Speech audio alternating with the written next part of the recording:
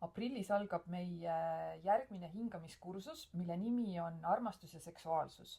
Meil on tulnud 100 küsimust. Me vastame neile kõigile korraga, et me ei peaks teile eraldi kirjutama. Nii, Mart, mina küsin, sina vastad. Kas see on tantrakursus? Ei. Kas see on hingamiskursus? Ja. Kas see kursus on mõeldud ainult naistele? Ei. Kas see kursus on mõeldud ainult meestele? Ei. Kas see kursus on mõeldud naistele ja meestele? Ja. Kas me teeme sellel kursusel praktikaid, kus peab riidest lahti võtma?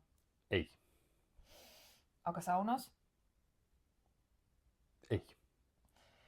Nii, kas me hingame sellel kursusel 2 korda? Ja. Kas sellel kursusel võib leida endale uue kaaslase?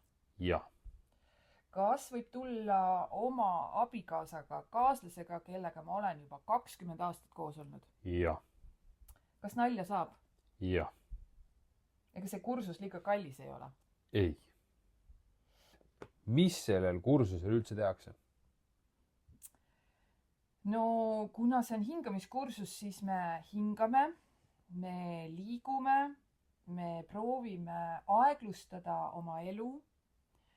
Me kaevume iseenda sisse ja vaatame, kus ja millega on seotud meie naudingud. Ja käime saunas, sööme ja puhkame. Ja kohtume kevadises Matsalus algallikal.